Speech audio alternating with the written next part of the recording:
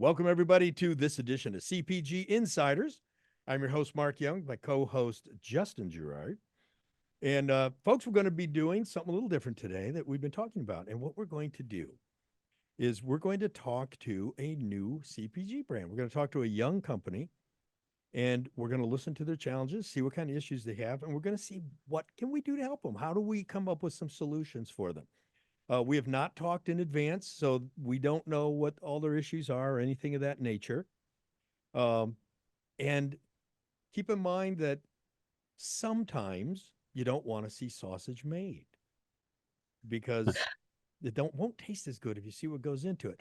Well, this is going to be one of those kind of events. So you might hear us asking questions. You might even hear Justin and I disagreeing with each other during the program. No, Mark, that doesn't happen. Come on, don't lie to them. Because we're going to be kicking ideas around just live. We're going to be shooting from the hip on this.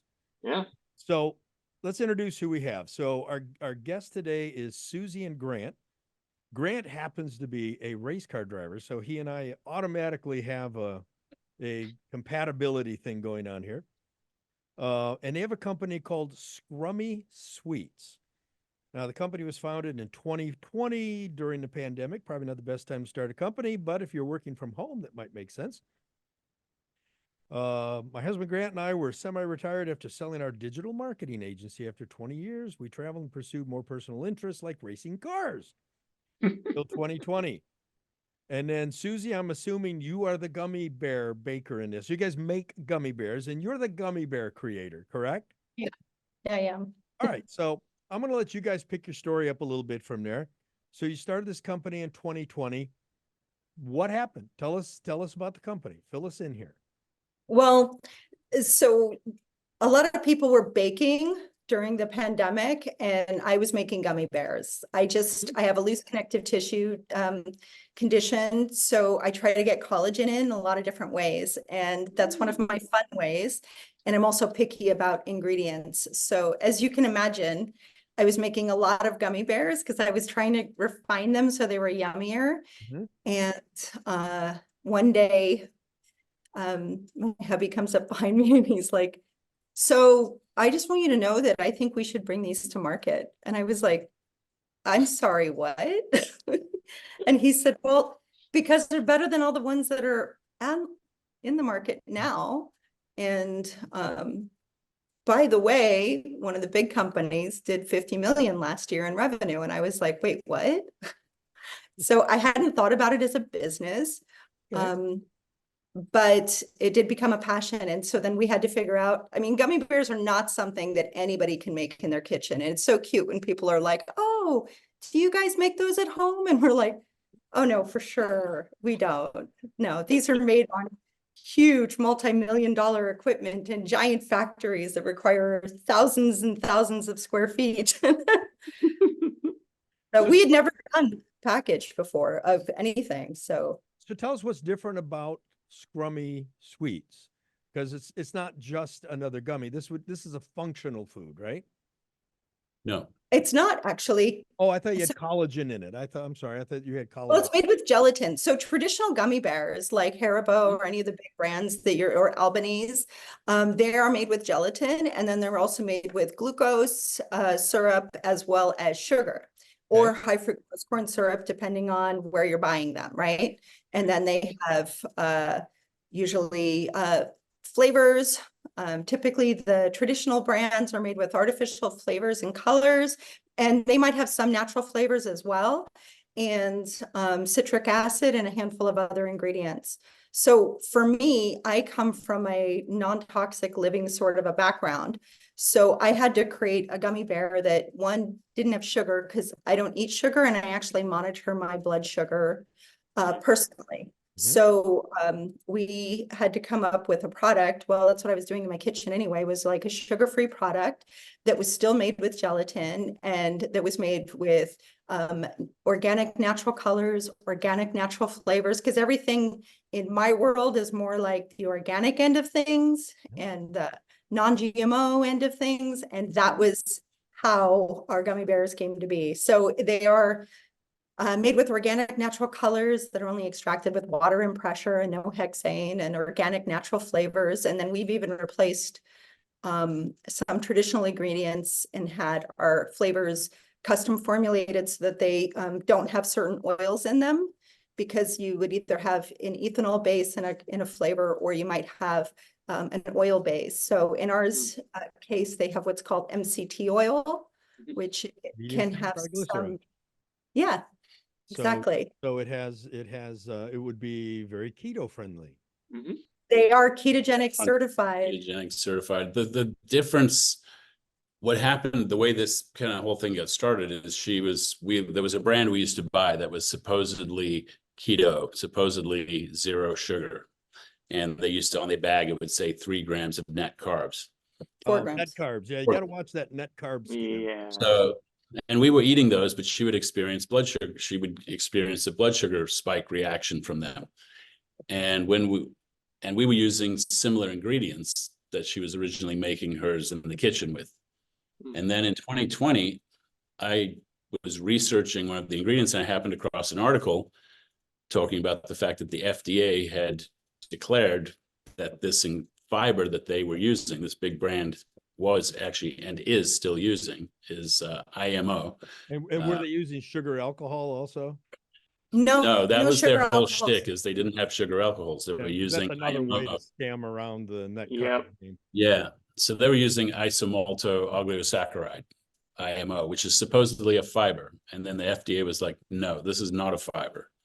And turns out that IMO, as far as blood sugar reaction, is identical to pure glucose on the glycemic index. It's no different. So then I saw an opportunity. It's like, if we can figure out how to do this for real, like actually make a real traditional gummy bear, meaning with gelatin and not pectin, like an actual gummy bear that bounces and chews properly, but with actually zero sugar that does not impact your blood sugar at all, we could jump right into that hole left behind. So we researched it and we figured it out, and we came up with the gummy bear that you can wear a glucose monitor and you can eat them. And what are you using? people won't see it. We use allulose as our primary sweetener, and then we also use monk fruit. All right. Because those requires sometimes a little bit of extra love, especially with gummy bears. So yeah. So the first thing I want to demonstrate to the listeners today is this is a very typical story. And you'd be amazed how many companies start like this. And essentially, this was a company that started out of personal necessity. This was you trying to solve a problem for yourself. And that's a lot of where some of the best companies come from, because you solve a problem for yourself and then you realize there's other people like me who have the same issue or the same problem, and they would like the problem solved also. So that's where he started. So this is where we were in 2020. Tell us about, how did it go? You've sold products. So how are you selling it? Where are you selling it? How's that going?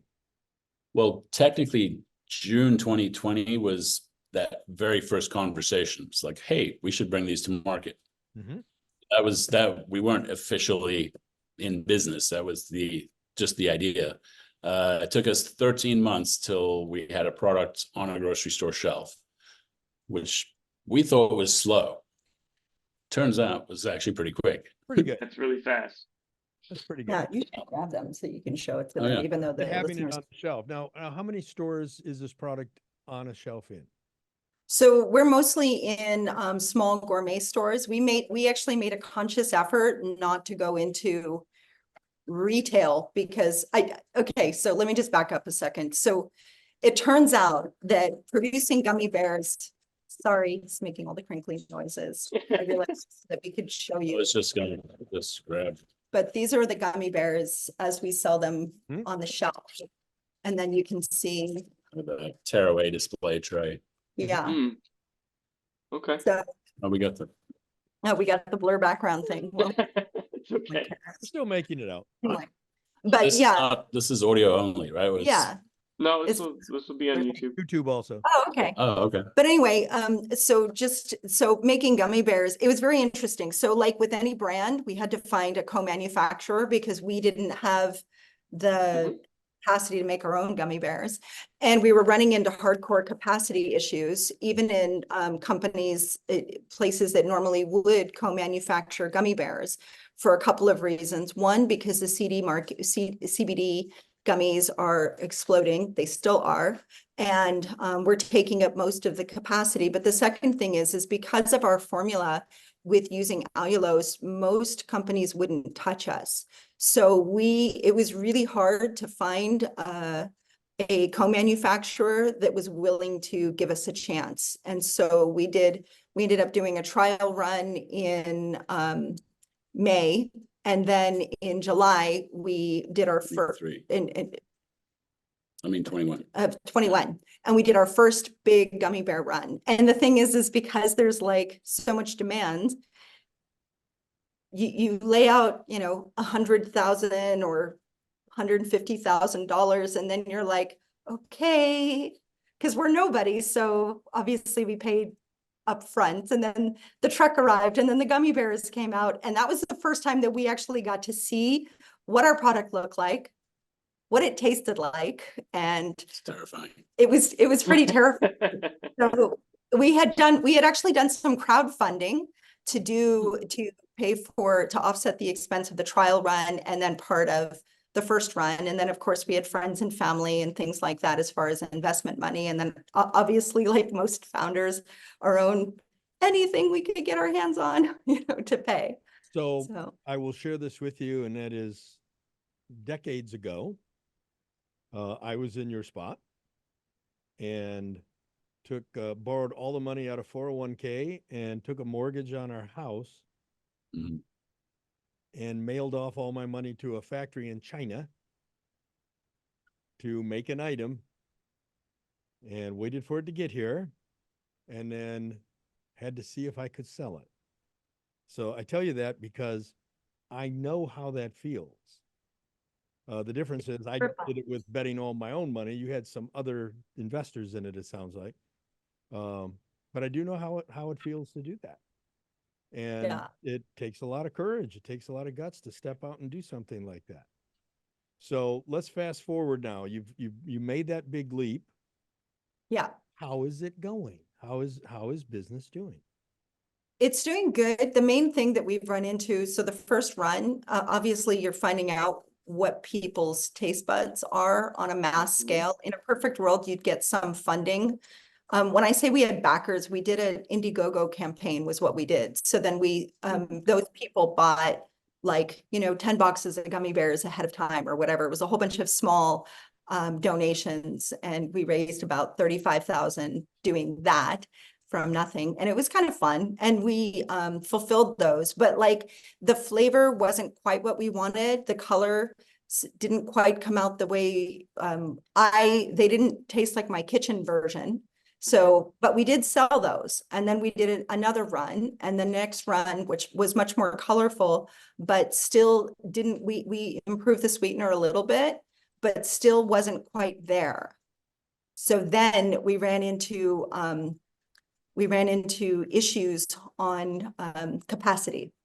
And we ended up running out of inventory when we were actually getting ready to have our first profitable month. And that was November of 2022. 2022, Oh, 2022. Yeah. Anyway, we were getting ready to have our first profitable month. We ran out of inventory, and on Amazon and whatever. And it was a little bit kind of terrifying. And it took a while for us to we didn't get that next run until June of 2023. So we still had some inventory to fulfill store stuff. And we got into a local grocer, and he loved our packaging. He's been in the business. It's a big natural store that's in the area where they have 2 different locations, and it's always best of the bay kind of a thing. And the buyer worked for UNFI for 18 years. And he was like, this is one of the most beautiful products ever. The week it was released, he bought 3 sleeves of the gummy bears. And he was so cute because he was like, okay, when's the expiration? We were like 18 months. And he was like, oh, that's great. Okay, we should sell them. And I was like, what? So then we announced on social media that we were there, and they were sold out by, I think he took we we gave them the inventory on Thursday and they were sold out by Saturday. And he was like, Nice. this is unreal, because we brought so many new customers in. Also, it became a destination product, you know. Mhm. How are Sorry. those stores doing now? They're still doing amazing. This is kind of why we're having these conversations. They In reorder. nature, yeah, they reorder monthly. So, but the problem is we only have a small handful. The rest of the retail stores that we're in are just through Fair. Because of the capacity and the unreliability of the co-manufacturer, we went to the first year after we launched, we got a booth at Sweets and Snacks. We got a lot of interest from a lot of different companies and distributors. But we realized that, I don't know if this was a right move or a wrong move, but we realized that with the unreliability of our manufacturing, that we couldn't go into it was probably distribution. not a good idea to get into distribution or into any kind of large retailer until we, number one, sorted that out, and number two, built our audience, built our brand awareness and our fan base first, so that when we go into a store, we can send customers in. So You how know? are you solving the manufacturing problem? We actually, it's a little hard. We had to pivot drastically, and we have some pretty exciting things happening, but we were pretty intentional on how we're going to control our QC, because I have super high standards and the certifications that we want. So we were pretty diligent and persistent. I can't talk about the details of it, but we have it figured out. We have But you have another co-packer. yeah, we have a place that we can actually produce what we want to produce. And then we have a long-term game that we're also playing that will give us full control. So, Okay, so do you have limitations on capacity now, or would we say there's no limitation on capacity? there shouldn't be. Okay.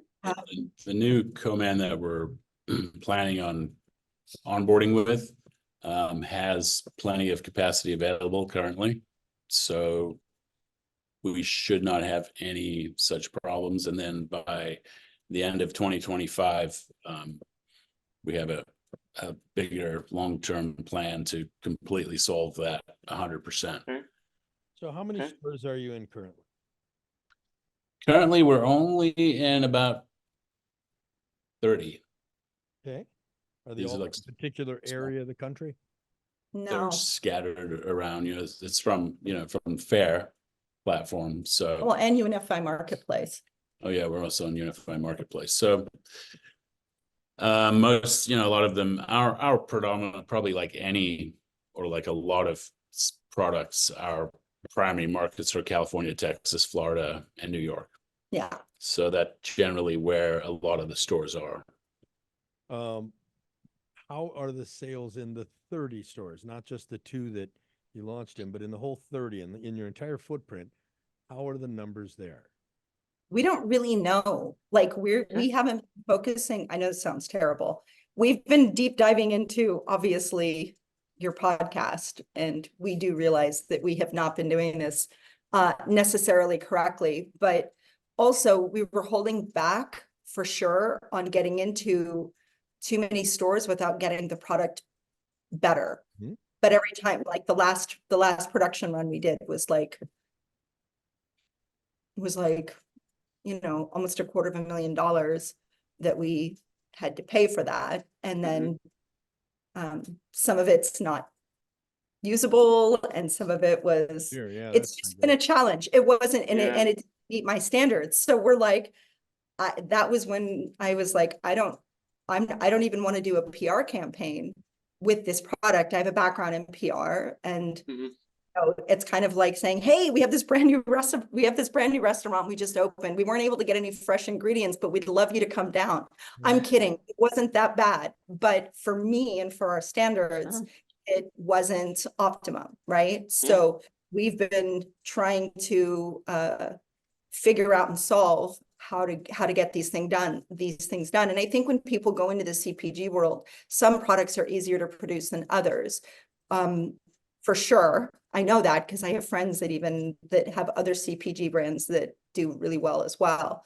And we do tell them to listen to your podcast, and they give us great feedback. Literally, if we had found you when we started, this would be a very different conversation. But like you start out, you don't even know who to talk to, and then you're getting a million spam things. We're amazing at helping packaged products, and we're like, very little. And we hired a couple different food brokers over the years, and they didn't work out. And so we kind of, this last year, we've just been going back to basics, focusing on our getting our brand mostly right, our products right. DTC. We've been focusing Yeah. on direct to Let me consumer. ask a couple questions. You should be really thoughtful and honest on this. Okay. Has great become the enemy of good? No. And I'm going to tell you why. The Okay. things, the issues. So here's the thing. It is a better for you candy, right? But because of the fact that we were having it produced in a traditional candy factory as our co-manufacturer that does just the regular candy you find in a convenience store, there's a very different standard of that. And we found that even our specific public expect more. Okay. And then also, and then we're also talking about something as stupid as like this bag, right? So I have this bag and it has approximately 25 gummy bears in the bag. It's a great bag. It's a single serving. It has, 1 gram net carbs in the entire bag, and it genuinely doesn't spike blood sugar, blah, blah, blah. However, that all being said, for children, because it also has ingredients that are appropriate for kids versus most keto stuff actually totally is not, right? I wanted little snack bags like this for Easter, for Halloween, for holidays and things like that, and for lunch boxes. And we weren't able to get that done. We had a sour bear we were ready to release. We couldn't get capacity for that. And I was just like, I'm dying. So it's not like I'm trying to make it great. I'm also trying to figure out how to just get the product to be what I want it to be. Like, it doesn't have to be perfect, but it does need to be like something that people are delighted to consume. And we do have that client base, but I don't want to be in all the stores with a product that isn't quite there. Yep. If that makes How's sense. Amazon and your own website doing? Our website does pretty good. The website Amazon does was great. doing good. We have a 4% and above conversion rate on our website. Okay. And Amazon, we've had, we started out great and had it up to about 50,000 a month. We had to pull it because the delays on our production. We couldn't get inventory, so we let Amazon run out so that we could continue to fulfill direct and retail orders. Are we back on Amazon yet, or the problem's not resolved yet? No, it is back on Amazon. It's interesting though. I mean, that's probably a whole different conversation. But Amazon customers, because they're so mass market, it's almost like someone going into Walmart. And if they didn't know, our gummy bears, even though they're delicious, they're not as sweet as Haribo. We're not going to compete with Haribo, and we're not going to pretend to. Yeah. So it's been tough with reviews on that, because it seems like the only people who leave reviews are the ones who don't like it. Always. How many reviews do we have, and how many stars does the product have on Amazon right now? I think we have two or 300, 280, somewhere around there. Stars wise, it's like 3. right around 3. It's killing us. And that's also because of we've had. Oh yeah, we had melted. No, it has been a very, we've been learning the hard way. This is probably one of the worst. I think we could have done worse if we did chocolate with no knowledge of how to get it from place to place. for sure, because we have the gummy bears and then we have caramels, and our caramel, Yeah. both of them are melty, both of them had challenges. It's been a little bit, we've had to become food scientists. Absolutely. But What's the biggest seller, the gummy bears or the caramel? the gummy bears are still our best seller that we sell the Jeez. most as far as the boxes of gummy bears. And then we do sell close to a comparable This is our amount. best seller in terms of units. Is Okay. our salted caramels. Yeah, Okay. They just released them just to, 4 or 5 months ago, and they're outselling by unit. Salted caramels are our top seller. By dollar value, gummy bears, because we sell them in a box for, so it's $35 a box. So Justin, I want to kick this to you for a minute. The first thing that jumps out at me here, and we're going to get to other issues, but the first thing that jumps out at me, we need more reviews on Amazon, and we need to get those reviews above 4 stars. Yes. So Yes. what's your off the cuff suggestion to make that happen? So off the cuff suggestion, to try to get more reviews and to try to get higher reviews. Okay. So, and I think starting off, I believe you both said it, right? One of the difficulties of the Amazon platform for a product like yours that not only is a consumable in a taste perspective. So as you said, taste buds are so different, right? And expectations so different, right? That now all of a sudden you're not speaking directly to, for lack of a better term, the 1% of your market that's like, hey, I love it. I get what it is. Expectations are set properly. I know what I'm buying, and this is exactly what, right? So that's the first thing, is what's going to help is running, and I don't know if you are, I haven't gotten that far, but it's really running strong advertising and marketing that drives the traffic to Amazon. So then you know that you have controlled the experience, you've set the expectation through your interactions, your messaging. So therefore, when they convert, right, you're not getting the person that just found you, you're getting the person that you've had a dialogue with. So you can control how they interact with your product from the beginning. So once they receive it, then they're having the right experience, right? So that's the first thing that's going to help, is by driving the traffic. Because right now, I would assume you're getting a lot of people that have found you on Amazon, because you're right, there's not a lot out there. So you're getting people that are finding you. But what's probably happening is you are getting the consumers that, for one thing, as January 1st hits, right, I want to make better choices. So I'm gonna now, this is the better choice I'm gonna make, except for, no, it doesn't taste like a gummy bear, right? So you're getting a lot of traffic like that. So that's the first thing. The other thing I would say is cultivate some better reviews, leveraging your own email marketing. Okay. So go to your current audience that you've converted within your own ecosystem and have a conversation, right? And there's a couple ways to do it, right? So one would be by asking for reviews and of course, just giving them something in return, and whatever that may be, understanding your audience and what they value.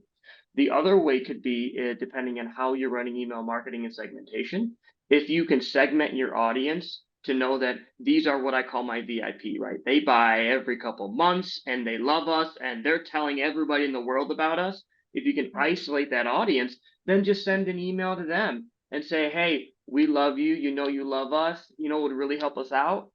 If you go to Amazon and leave us some really good reviews so more people could hear this story, because that's where they're going to hear about it. Could you do that for us as a favor? And those are already your ambassadors, and they're gonna start screaming, right? And they'll just go run there, and it didn't cost you anything.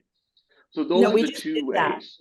We just did that for our salted caramels, because it was so funny. We launched them on Amazon and they're our biggest seller. And we got one review that was 2 stars. And she said, I love the caramels, but these are just a little too salty for me. And I was like, 2 stars. Do you know what this does to your brand? Like, just be kinder. But anyway, so we sent an email to like our poor guys. But what? Only one person gave you a review when you did that? Yeah, because we had just launched it. We we weren't advertising or anything. So we did send an email And usually when it comes from me, we get a really good response. Well, then we started getting all these emails saying, Amazon won't let me. And they were sending me their screenshots saying the reviews on this page are suspicious. You can't leave a review right now. And I was just like, How that's much cool. product on Amazon? The gummy caramels bears? or the gummy bears? Either one.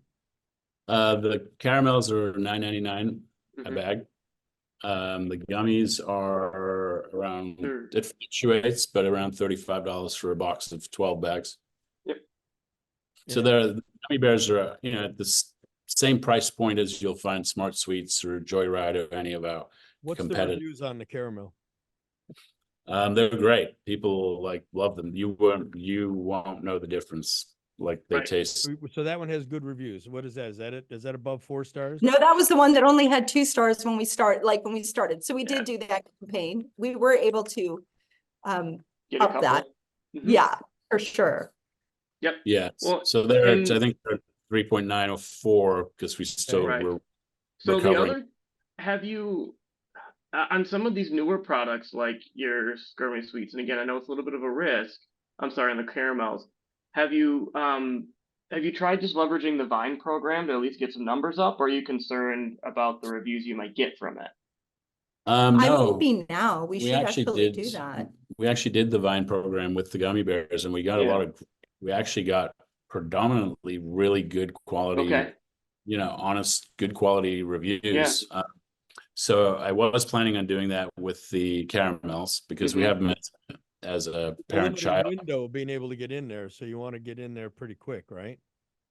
Yeah, it's about the number of reviews. So currently, right now, it looks like these newer products have around 10. So you could still do the Vine program and qualify. Yeah, that's definitely on my list. Now, And what- there are some companies out there that do help with brands and products to get reviews. Yeah, The concern I have and is yours, right? yeah, I wouldn't leverage them for your product. Yeah. Because exactly what you talked about, right? To get the proper review, you need to have the right audience with the right expectations. You know, Yeah. it's a lot easier if you just sold a really fluffy blanket and hey, people, tell everybody how fluffy my blanket is and how awesome it is. That's easy, right? Like, who's going to say that? Well, the blanket isn't as fluffy as I thought. Like, there's a very low risk, right? I would be a little concerned with your product though, so that's why I didn't recommend it. I think it's a very specific tasting experience that you're going to have. And so you could generate reviews, but you don't need bad ones. You want to get the good ones. And Totally. so I mean and you've done some of the work. I noticed in like the I believe it was one of the gummy bears. I was kind of going through some of the reviews.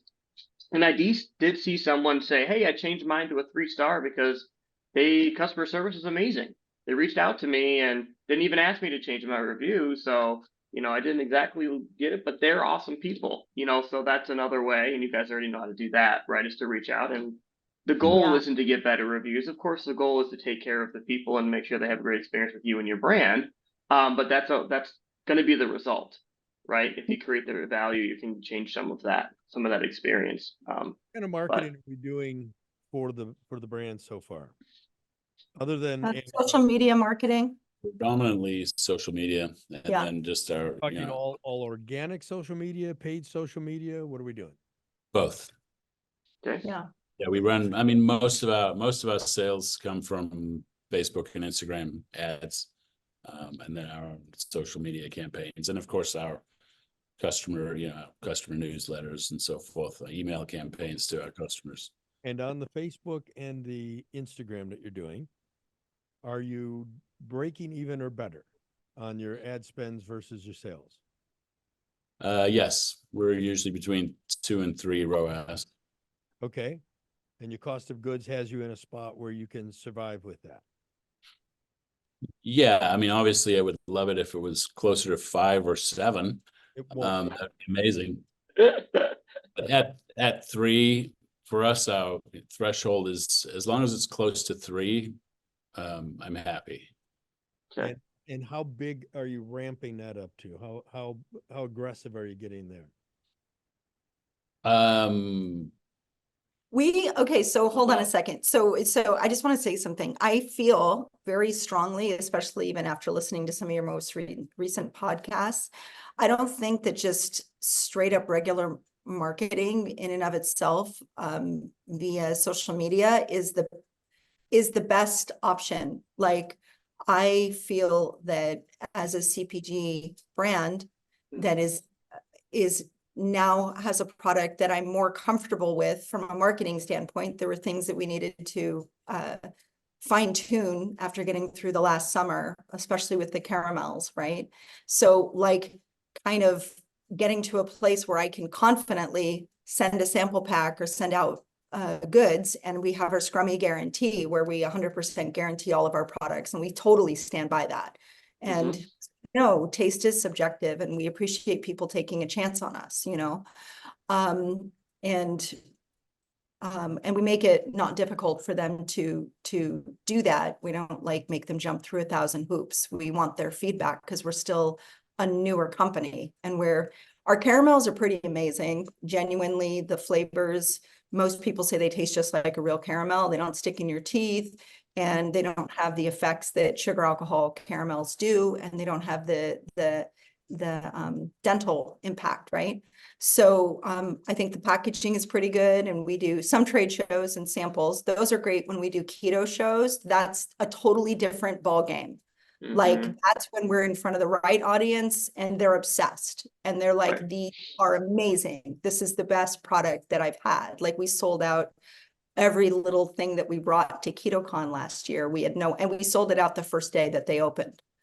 So we were like, oh, wow. Like, you know, so getting the right public, we need to figure out marketing. So what I'm trying to get a feel for, when in the case of Facebook and Instagram, what I'm trying to get a feel for is, how have you reached the top of the scale? As you're scaling it on that, do you have a lot more room to run? Because in I don't those think platforms, I think we typically could people spend a lot your more. ROAS is going to go in the wrong direction. That's as big as you're going to get in that medium. So do you have room to run in on those two platforms? To like increase our ad spend? Yes. Oh, yeah. I believe so, yeah. I don't think we've tapped out. I think we could definitely scale. What's preventing you from scaling that? Is it the inventory? Is it having the product? No, so I don't feel like the marketing team that we have, like, we haven't, I don't feel like we found the right marketing team to properly showcase our product and to get it in front of the right people completely, if that makes sense. Yeah, I think we have questions here. So let me split these. Let's bifurcate this for a minute. We have a long-term plan for the product, and we have a short-term plan for the product. Yeah. The short-term plan is, you're saying you're able to get a 3 ROAS out of Facebook and Instagram. And as long as your cost of goods are under control, then that should be better than a break even. Not wildly profitable, but it's better than a break even. Yeah. Yes. So on the short-term side, I would be painting the airplane in the air. If I can do a 3 ROAS, I know I don't have everything right, but I'm going to move as much volume as I can. I'm going to keep putting money in the machine. I know my messaging isn't right, but if I've got a 3 ROAS and I'm better than break even, I'm going to take all the volume I can get right now. Now, let's go to the long-term plan. The long-term plan is, what is your reason for existing? What is the brand? What is the message that you want this brand to tell the world? I mean, that you don't have to give up the treats, and you can have a sugar-free candy option. And I'm not the only person out there. You have type 1, type 2 diabetics. You have people that are on a ketogenic diet because they have epilepsy. You have people that are pre-diabetic. You have such a huge mass that like miss candy and want candy in their life. And they should be able to have that if they want it. And I personally, like, when a parent sends me a message and says, I popped this in my son's lunchbox. Mhm. And he was so happy to have this option on Valentine's Day when everybody else was eating sugar because her Mhm. son's type 1 diabetic. Like that's amazing to me. Mhm. What I'm hearing is our goal is to provide healthy candy to the world. Yeah. Yeah. Yeah. Beautifully stated. Mhm. That's what I'm hearing. That's what I'm hearing. Our mission is to provide delicious and sweet candy that is good for people for the whole world. That's kind of what I'm hearing. That's a little wordy what I just said there, but that's kind of what Yeah. I'm getting. So Yeah, and with clean ingredients. I mean, that's a big focus on us of ours, is to make sure that well, that becomes how sure that we're producing something that we would feed to our grandkids. Yeah. You know, but the clean ingredients and all that stuff, that's the how. What I'm Right. getting at is the why right now. Why do we exist? And it sounds like Right. the why we exist is because we want to bring sweet, delicious candy that is safe and healthy to the world. Yes. yes, guilt-free, Right. the That's guilt-free candy company. That's I mean, that's what's on the back of our t-shirts. Mhm. how we do it is clean ingredients and all of those type of things. So Yeah. from a short-term perspective, and the reason I'm focusing on the short term for a moment is because cash flow and volume makes the world go round. The more of this product you can move, the lower you can cut your cost, the more you can get your manufacturing going. It's the machine that you want to keep moving. So Right.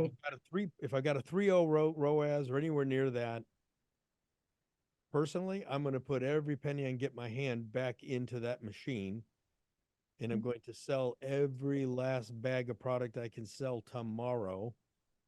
And I'm going to scale that thing up until the ROAS reverses on me. Now, also keep in mind, creative messages burn out, and you have to be ready to update them and continuously replace them. Yeah. Long term, you need to really sit down and do some branding work, because you really need to decide who you are. Right now, we're making these healthy gummies, but we're also making healthy caramels. So we're really not a gummy bear company. So we're really a candy company. So what kind of candy company are we? Well, we're the healthy candy company.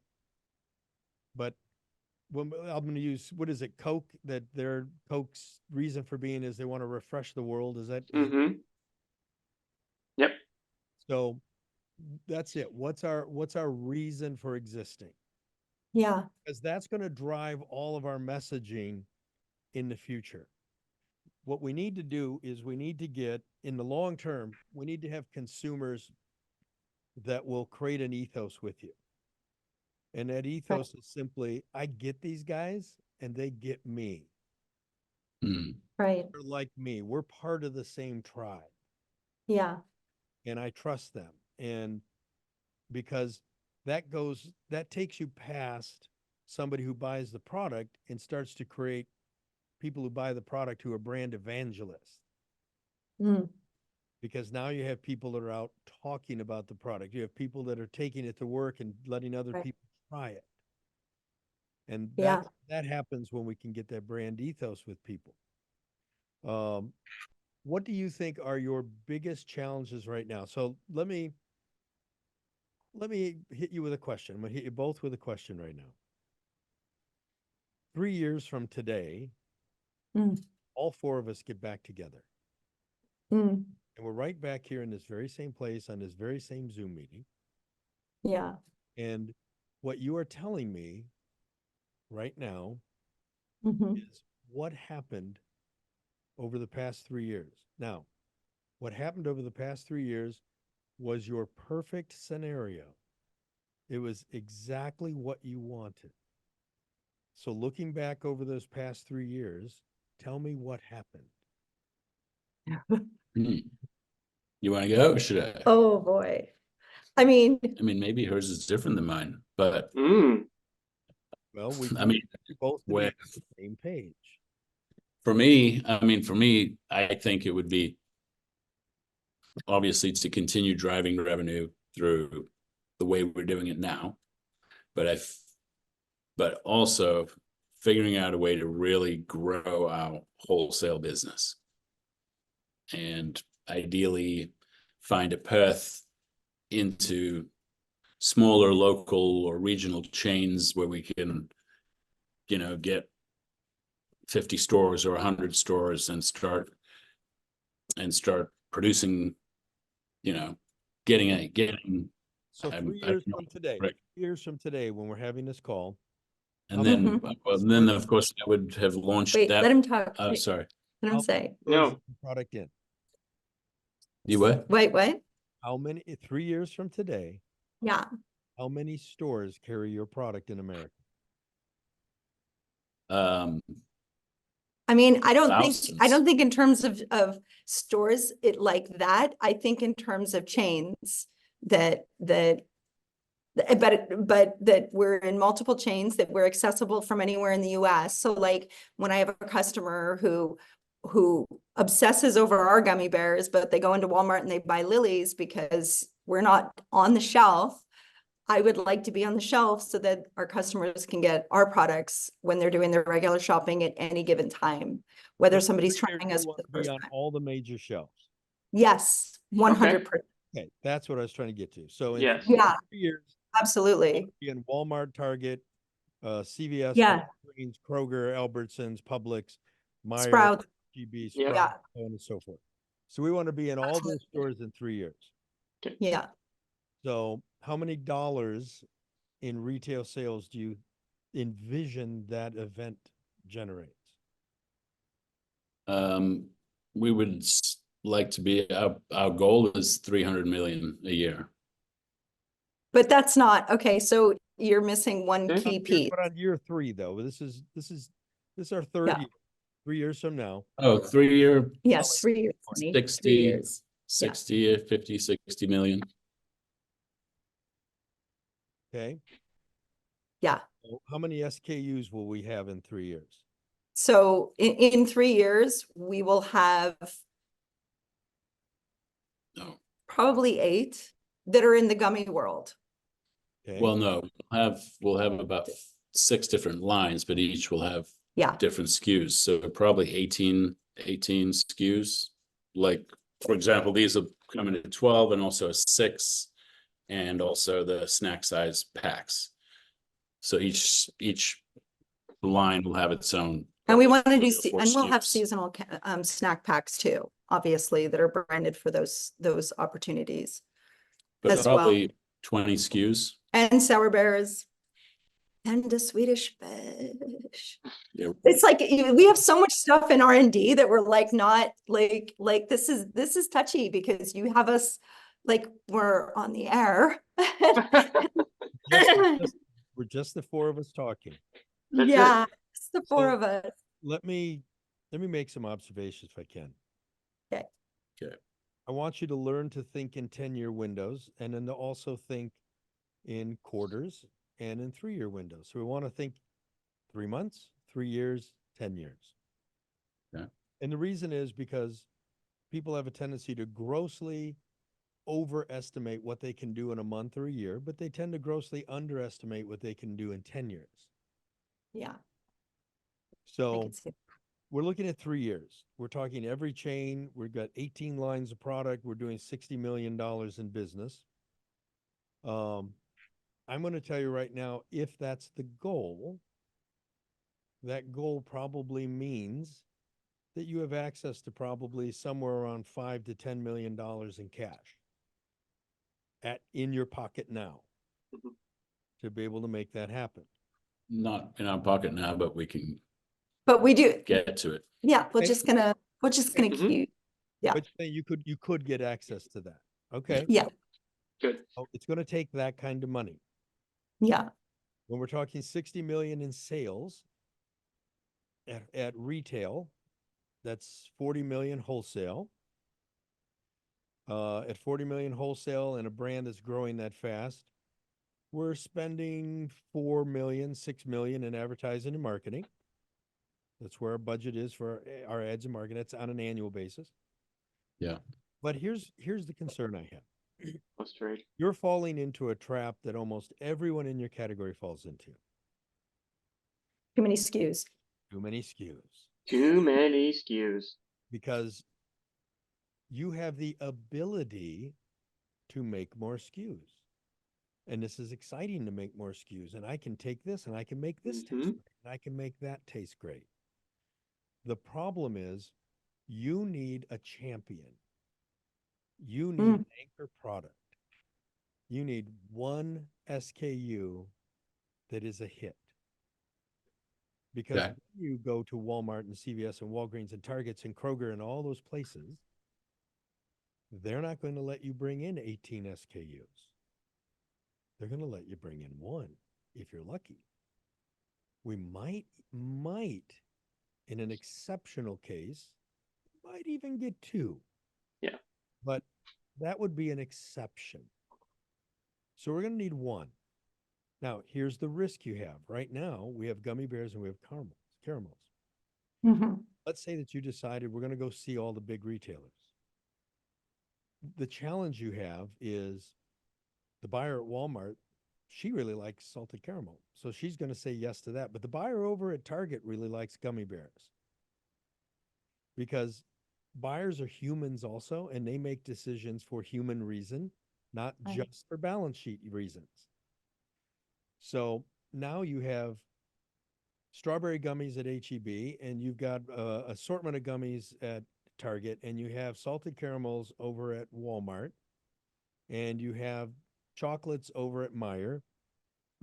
What you've done is two things. One, you've put yourself in a position where you can't advertise anything. Yeah. Oh, That's so interesting. Right, because how can you advertise the brand?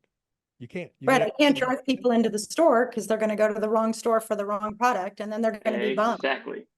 Oh, that's really interesting. Wow, what a great perspective. So all of a sudden, you could brand Scrummy Sweets, but you can't tell me about the flavor. But here's the problem. New brand. I don't know what Scrummy is. So right now, I'm not going to be interested in Scrummy. I'm interested in a deliverable. Right. Which means the first thing you need to talk about to get my attention isn't Scrummy, it's gummy bears. That's right. Or it's salted caramels. You need to reach me with the product, with the promise, with the deliverable. But if you've divided your deliverables up between all these SKUs, yeah, you now are running 6 ad campaigns and you don't have the money to do that. Can't afford that. So you need to narrow this focus down. You need to resist the urge to make 20 SKUs. And it's okay if you make them in your kitchen, don't produce them.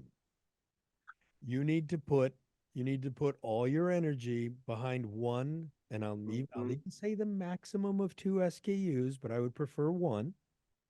Yeah. And that product needs to become the hero item.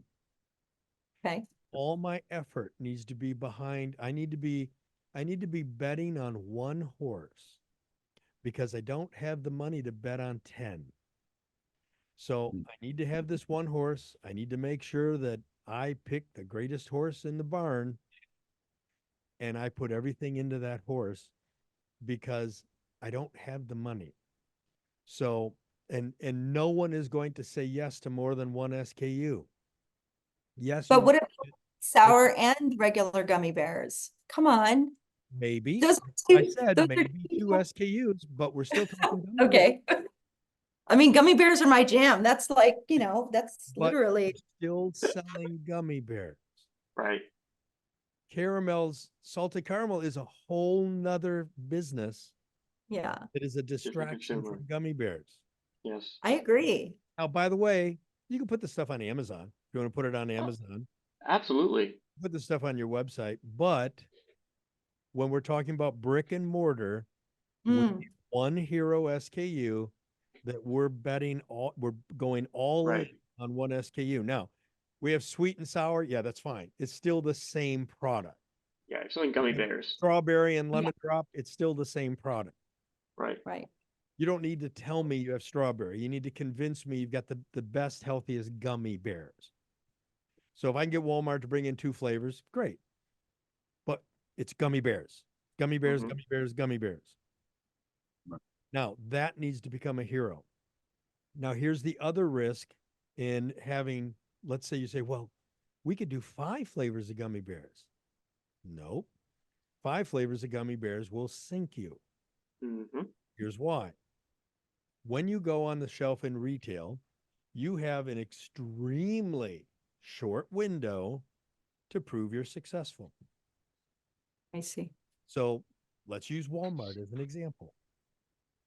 This is how much does one package sell for?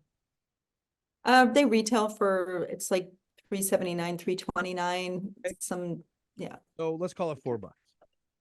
okay. $4 bag of candy. Walmart is going to expect you to move between 5 and 10 of those per week per store.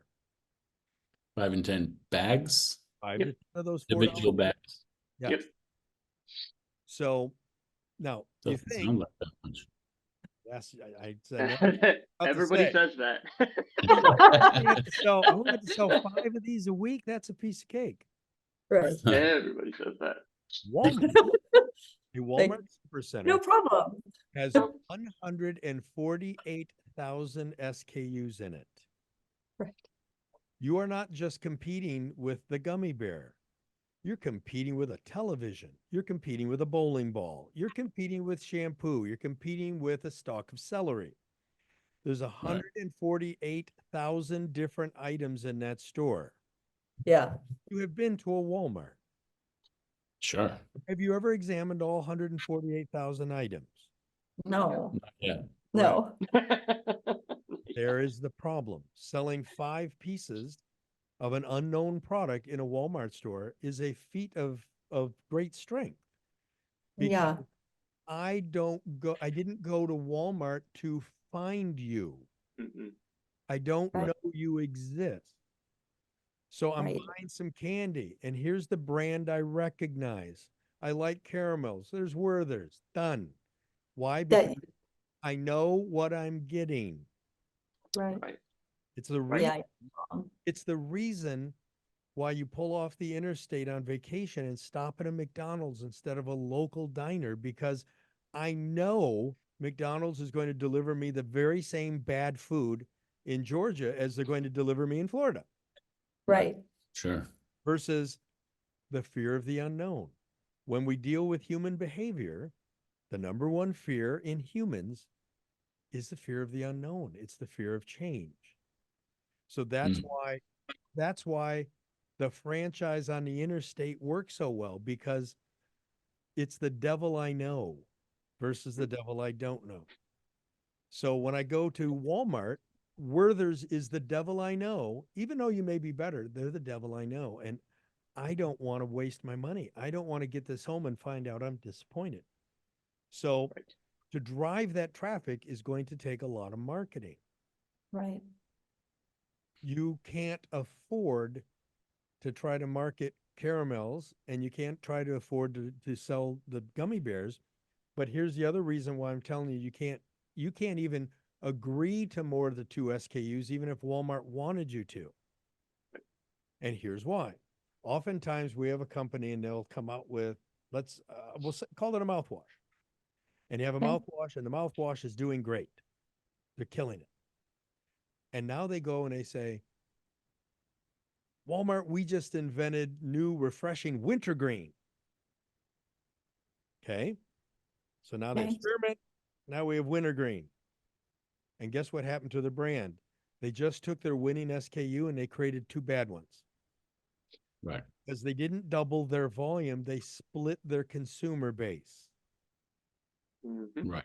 So Yeah. if you have 5 SKUs on the shelf, you're going to split your consumer between 5 choices and have 5 poor performing SKUs instead of 1 good performing SKU.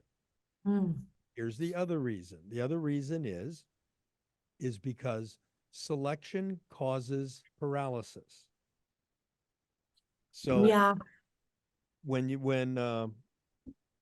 Smuckers did their testing this, Smuckers did taste testing in grocery stores where they offered people grape or strawberry.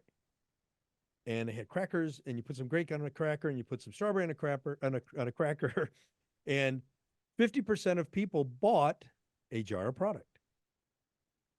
When he introduced a third flavor, only 30% of people bought a product. When he introduced a fourth flavor, only 15% of people bought a product.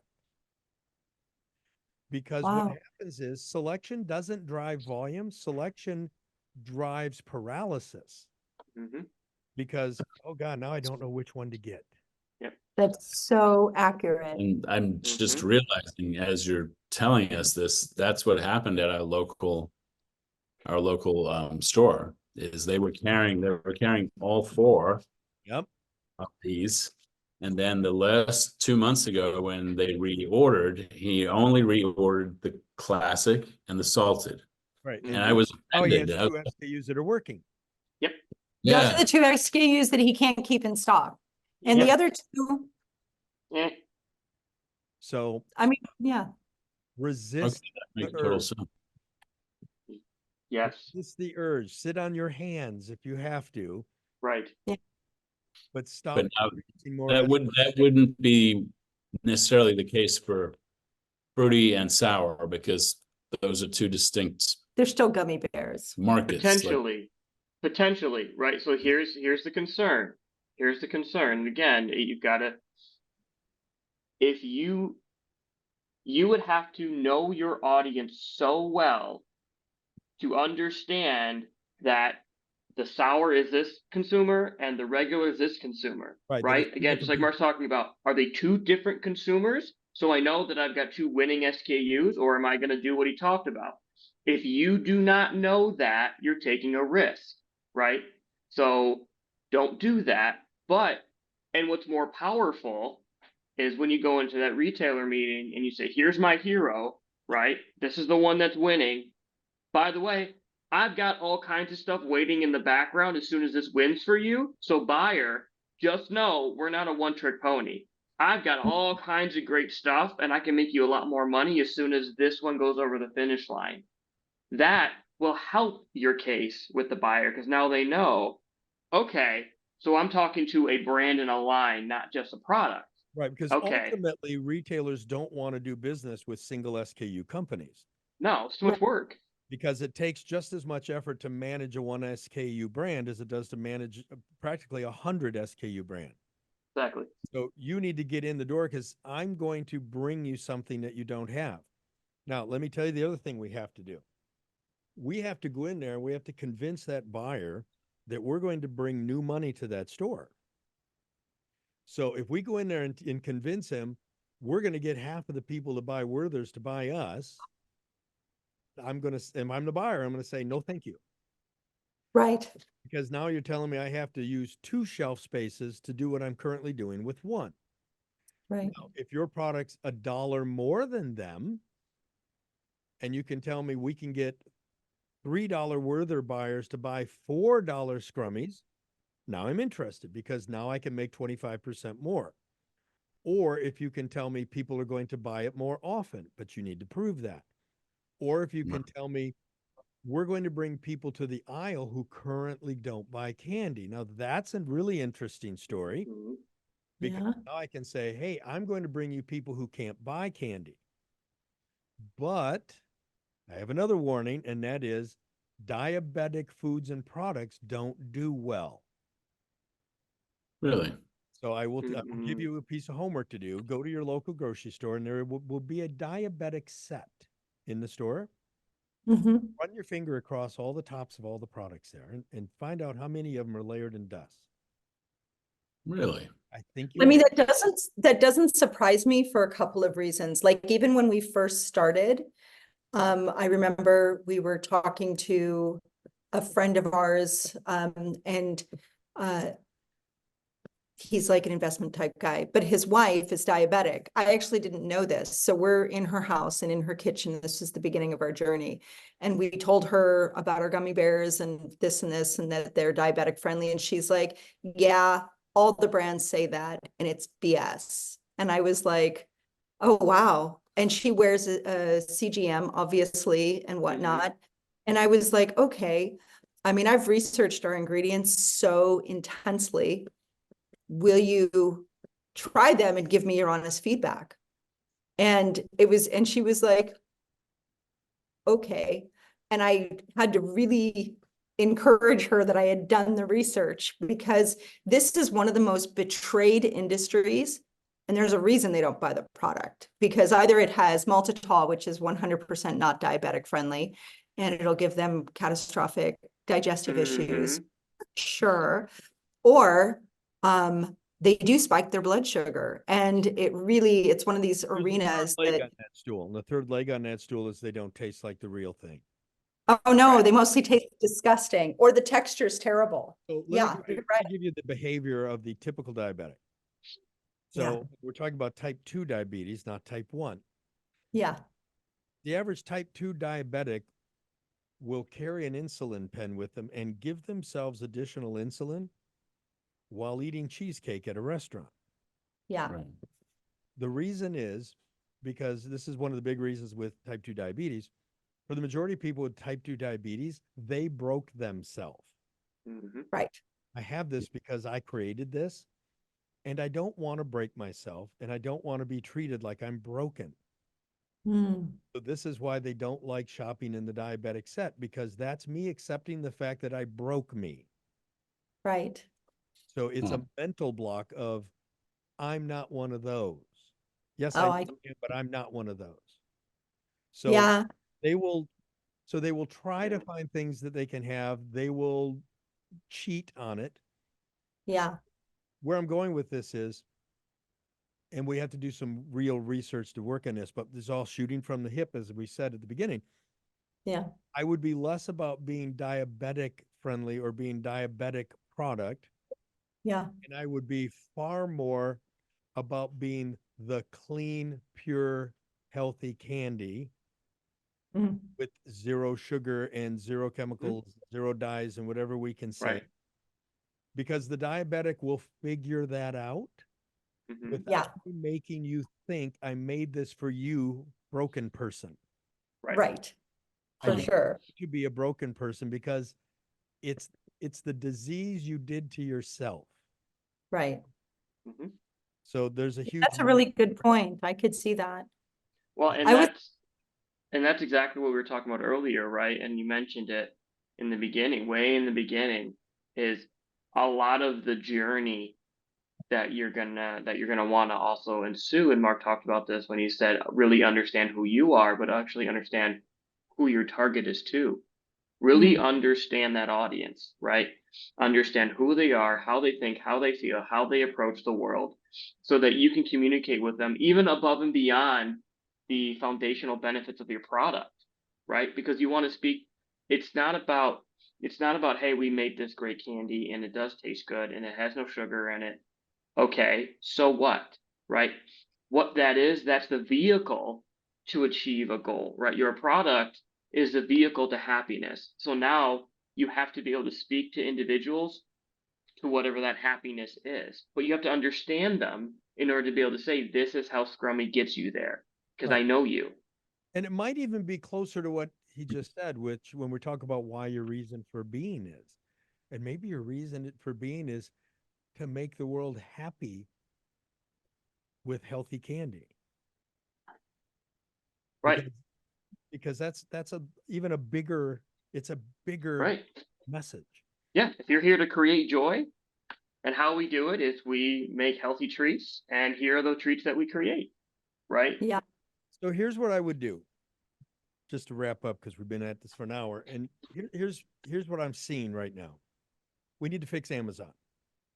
Mm-hmm. yeah, We need to ramp up your digital efforts to move product as much as you can. okay, We need to do some work and decide who we are and why do we exist. What is the reason? Why are we in the world? And it can't be because we know how to make candy. We want to get rich doing it. right. No, that's I'm not it not anymore. interested in you being, honestly, I am interested in you being rich, but the world is Yeah. not interested in being rich. Yeah, for sure. So why do we exist? You know, back to Coca-Cola. We're here to refresh the world. So Yeah. why do we exist? So Amazon, increase digital sales, Mhm. start doing the work on why we exist and who we are and how we do it. Do whatever you have to do to break yourself of the addiction of making more SKUs. Okay. Yes, sir. It's a tough one. It's very difficult. I know it's difficult, but Yeah. No, it's not that difficult. I mean, the caramels were an accident, a happy accident that we were like, oh, okay, well, these are delicious. We should bring them to market. choose who you are, decide Yeah. what product is my hero product. Where's my hero? Yes. Where am I going? Yep. Mm, The next step would be we need to build you a network of specific brokers. You've had a couple of food brokers, okay? You've had the wrong brokers. Totally. Obviously. Yes. So here's the thing. You need brokers who have big, strong relationships at the stores you want to get in. Mm, Now, any broker, when you go to a broker, if the broker tells you, oh, we call on everybody, at that moment, kick him out the door. Okay, thanks for coming in. We're done. They're lying. They're lying. Here's Huh. why. Because the best brokers yeah. have an office next door to where they sell. So if I'm a good broker at Walmart, I have an office in Bentonville, Hmm. and I'm a former VP of Walmart, or I'm a Wow. former, Yeah. or Listen I'm to a that former, episode. yes, Yes. or I'm a Those former potatoes. buyer at Walmart. Yes. Yeah. My wife is a VP at Walmart, and I run a Right. brokerage firm. Right. You need people. I'm just using Walmart as an example. You need someone who's walking around Walmart headquarters 3 times a week minimum. Now, why is that necessary? Because here's how it works. And we have a tremendous relationship with Kroger. Mm, If you decided you wanted to sell this to Kroger, it will take you 2 years to get a meeting. It will take me till 6 o'clock tonight when I take one of the Kroger executives to dinner after this meeting. Literally, that's, yeah. that's who you need. You need someone who can say, hey, Bob, I just got this in. I'm going to drop this off for you. Why don't you eat these when you get a chance? Try them with your kids. Let me know what you think next time I see you. Right. That's the relationship you need to have. Yes. And you need Bob to come back and say, hey, my kids love those things. What are they? Hmm. Okay. Awesome. Now we're having a conversation because the buyer's still a human Yeah. and relationships matter. And a good broker can drop it off on somebody's desk by Friday and you won't even get a return phone call for 2 years. If you're not in that building every day, you're not, and you claim you're a broker. If you're not in that building every day, you're not getting a phone call either. So Wow. yeah, they're not getting a return phone call. So we need to line you up with brokers who are brand specific. I'm a Target broker. I'm a Walmart broker. I'm a Walgreens broker. I'm a CVS broker. I'm a Kroger broker. And I assure you, that's where they live. Yeah. That's their relationship. And you need a broker who is not a multi-billion-dollar broker. You need a broker who probably has 20 or 30 winning items, 20 or 30 winning lines in that retailer. Why? Because if you've got 20 or 30 winning lines, then the buyers there know I make money with Bob here. Bob makes me Right. money. He doesn't bring Right. me junk. Right. But Bob's business isn't so big that adding you to his selection gets you ignored. Right. Because he only has 20 lines. You're 21. Okay, I put some effort behind that. I'm going to go see the candy buyer and I want to get behind this. So that's what you need to have there. So these are the steps that we need to take. We need to work on financing because again, let's say Walmart gives you an order. Walmart's going to give you a startup order. Well, a startup order is probably $3 million. Hmm. And you need to make $3 million with a product. And you need to send it to Walmart and know that Walmart's not going to pay you for 30 days after you send it to them. And Right. if you send it to Kroger, they're not going to pay you for 60 days. And if you send it to Walgreens, they're not going to pay you for 120 days. Well, So then there's Wow. paying on, well, that's if you have net terms. Most of the time you're paying on scan. and a lot of companies today are with Wow. new brands. Yeah. Most new brands are pay on scan. So Yeah. send me $3 million and we'll pay you every As 30 you days sell. after it goes through our cash register. Right. So now your inventory is, for lack of better words, on consignment, Mm-hmm. and you're going to get paid if it goes through the cash register. Guess what? What if it doesn't go through the cash register? Mm-hmm. So we need to make sure we're winning. So we need to get these brokers lined up. My suggestion would be that as we line the brokers up, we probably start lining you up with some big regionals first. Yeah. So I'd say, Yeah. let's go after an HEB. Let's go after Meyer, let's go Publix. after a Yeah. Publix. Let's go after some, and the reason for this is if we go after Publix, we can get heavy in market Florida. If we go after Meyer, we can get heavy in market in Michigan. If we go Right. after HEB, we can get heavy and really hit Texas. Houston and Texas. So Yeah. we can concentrate our efforts in our marketing efforts. We can really try to focus in and move the needle on these brands because these are brands that have big market penetration in their states, in their cities.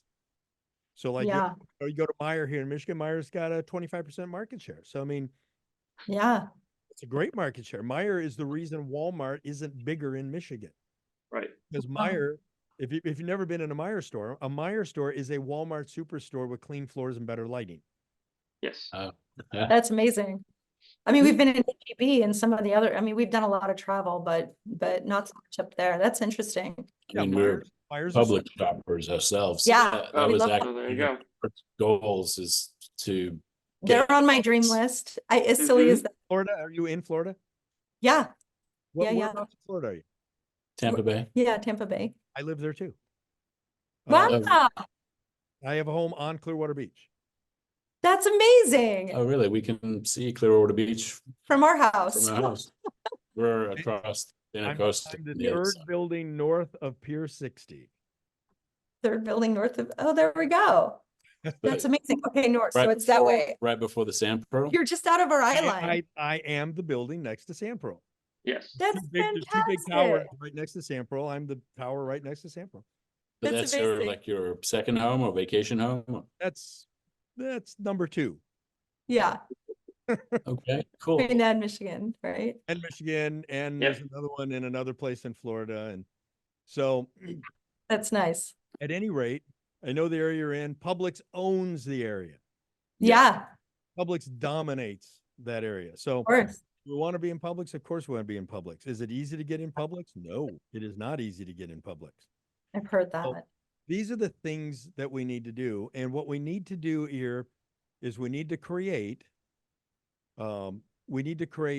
work that digital marketing, but then we need to create our major marketing. Yeah. And we need to create it. We need to create our brand, create all these things, create the story, create the tools. And Yeah. we go to Publix and we need to sit down with Publix and they're going to give us 20 minutes. And in that 20 minutes, you're going to want to tell your story and tell them how healthy your product is and how you make it and how healthy it is and how tasty it is. And they're going to say, we don't care.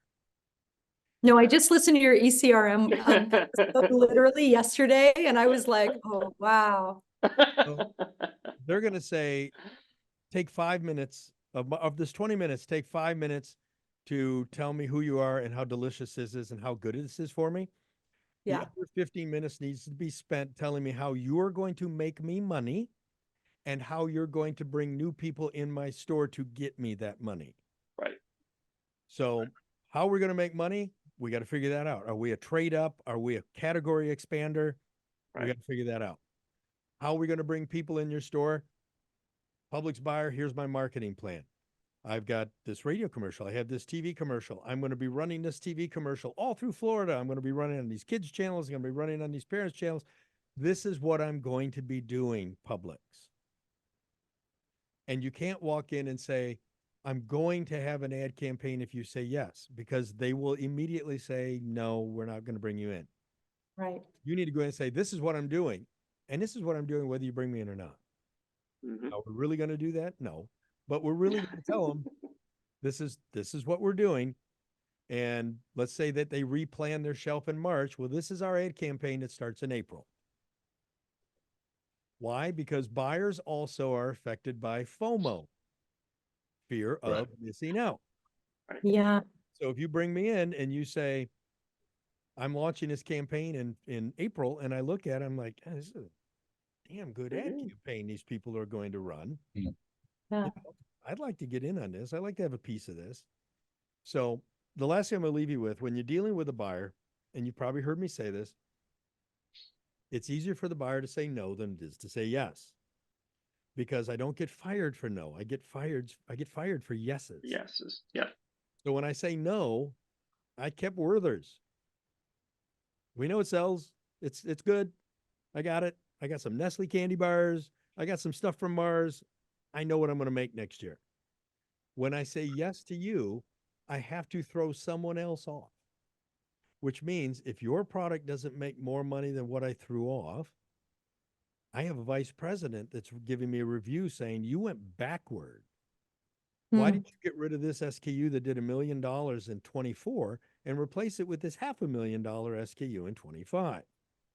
So what we have to do as marketers is we have to go in there and we have to give the buyer such an overwhelming reason to say yes that the buyer knows that even if I say yes and it fails, my boss will look at what I did and say, I get it. I would have said yes to that too. That was a good story. Mm-hmm. Right. It had a compelling story. I get it. I'm not going to beat you up on that one because I would have agreed with it too. But if his boss looks at it and says, what the hell were you thinking? My bonus is in trouble and even my job's in trouble. Yep. So that's our job. It's not good enough for us to be good enough. We have to go in there and overwhelm them with the opportunity that we're bringing to their store. Because let's go back to Walmart. They have 148,000 SKUs. They will live without mine. Right. In the grand scheme of things, unless I'm Procter and Gamble, I'm a grain of sand on Clearwater Beach. Mm-hmm. Yeah. When I go in there with my candies. Right. And not worth risking my job. So I need to fall in love with you. My kids need to try this and say, oh my God, my children will actually eat this and it's healthy. I love that idea. And I like it. And my mother's a diabetic and she tried it and she likes it. Right. And you're showing me how it's a category expander and you've got this ad campaign. All right, let's take a shot at it. That's what has to happen. Well, and like you said earlier, as it relates back to Amazon, that's also the first place they're going to go. So we have to make sure that we've got 4.5-star reviews and we've got 300 reviews there because, and it was a very astute observation you made earlier, that Amazon is just like a Walmart. And that's who we're trying to get to take our product. And that's so it better look buyer like we know what we're doing. Right. When you're sitting in the room with the buyer, they have a laptop facing them, and I assure you it's on Amazon. Yep. And they're literally looking at Amazon talking to you. And they're saying, well, you don't seem to be doing so well at Amazon, or how come you only have 3-star reviews on Amazon?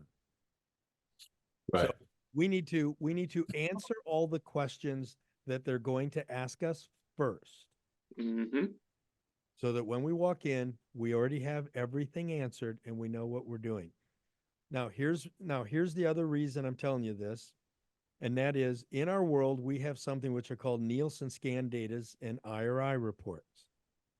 These reports tell us every last piece of product that passed through the scanner at every major chain. Let's say H-E-B says yes. Every other retailer in the world now knows exactly how many of your pieces H-E-B are selling. If you fall down at H-E-B or Meijer or whoever, if you're not doing well there, Walmart's going to say, you guys can't even make it at H-E-B. I'm looking at the IRI report. You guys can't even make it there. You can't make it there. You're not going to make it here. Right. Or you're failing at Kroger, you're not going to make it at Walmart. Mhm. Or Meyer's going to say, you're not making it at H-E-B, you're not going to make it at Meijer. So Right. we have to know that when we hit that first chain, we have product, we have inventory, we have finance, we have an ad campaign, we have a story, we have a reason for existing. And when we hit it, we make that buyer look like a genius. Mhm. We have our hero product, and our goal is we want to make the buyer into a hero at his company. Right. And this Yes. is a thinking that we try to get people to focus on in our world, which is, who do you want to be a hero to? Mhm. And in this case, you want to be a hero to the buyer. Yeah. So remember, you have two customers. You have consumers that buy this, but you have buyers that give it to consumers. So there are 15 people in America who control your entire future. Wow. 15. Correct. Wow. And 7 of them control 75% of your future. Wow. In fact, let's get a little tighter. 6 of them control Right. 70% of your future. Yeah. Wow. So 6 people control 70% of the future of your company. That's crazy. It's that, and it's getting less. Yep. We look at Kroger's buying Albertsons. That's one more person gone out of that group of 15. Wow. So Right. that number is getting smaller. So you need to go in there and say, I'm going to turn this buyer into a hero. Yeah. And you need to convince him he's going to be a hero. And then you need to follow through and make him a hero. Mhm. That's how you succeed in this business. If you fail to make that first buyer a hero, there are no more buyers. Right. And when one buyer says yes, remember that the rest of the buyers will probably say no. Say no.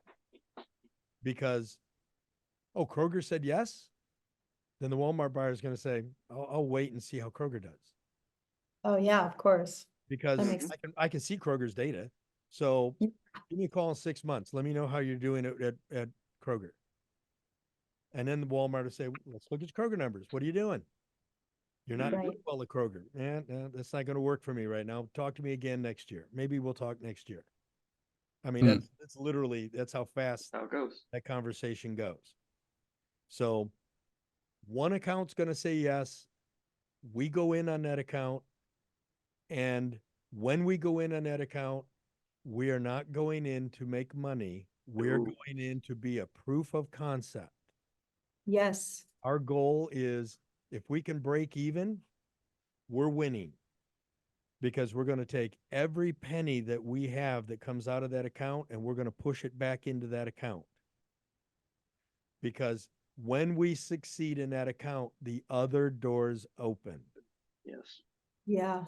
So profitability for what you're doing does not happen until we have about 70% ACV, all commodities volume. ACV is what percentage of America now has access to my product. Mm. We need about 70% ACV to become profitable. Wow. 70% ACV is Walmart, Target, Walgreens, CVS, Kroger. Okay. Now we Wow. can build 70%. Maybe we have Yeah. Publix, HEB, Meijer, Kroger, Walmart. Okay, we can piece Right. it together like that. There's different ways for us to piece it together, but just that group of doors I gave you is 70% of the entire country. Yes. Yeah, that's amazing. I mean, that's my dream, obviously. We can go and we can Well, go chase. We can chase GNC. We can chase Whole Foods. We can chase Fresh Time. Guess what? The percentage of the market that they have is a rounding error. Yeah. Yeah. So- You go after those places after you've already reached critical mass, because then you don't have to worry about advertising for them. They're just going to draft off of what you're already doing. But So now the it's just volume- more doors. Volume is a rounding error. That's a great Exactly. perspective. Huh. Okay. And the That's- reason I'm telling you that is because you said your goal is we want to be hundreds of millions of dollars. Okay. Yeah. We're never being hundreds of millions of dollars selling in Whole Foods and selling through the health food channels. Right. Walmart controls 40% of all candy sold in America. Wow. Wow. Period. Oh yeah. And almost every category, like clockwork, as soon as you're in Walmart, it's 40% of your revenue overnight. So Walmart Wow. has a 40, and actually it's 40 plus. They have a 40 plus market share of candy. Wow. Lose Walmart, you've lost your company. Wow. Okay. Well, then we're just going to have to produce a product that's so delicious and so amazing, and then market the hell out of it and find our tribe. So I'm going to wrap up, but here's what I'm going to do. This has been great, and I think people have had a good time listening to this. I think this has been helpful for a lot of people to listen in on. I think so. We're gonna go off air. If you guys want to set up an additional meeting with Justin and I, we'll have another conversation with you off air, and we'll take you a little further. But Awesome. I think this has been great. Folks, I'm going to tell you this. If you have a brand that you want to have this kind of experience with on the show, reach out to Justin and I. You can do that at cpginsiders.com and send us an email, and you'll find a contact there, and we can do the same thing with you. And other than that, we will be back in the next episode of CPG Insiders. And of course, if you like the podcast, subscribe to it and leave us a 5-star review wherever you get your podcasts. We'll see you in the next episode. If you're looking to greatly increase sales on your CPG product, don't hesitate to contact us at Jekyll & Hyde Advertising and Marketing. By the way, the only advertising agency with a guaranteed result. Just go to jekyllhydeagency.com or feel free to give us a call at 800-500-4210.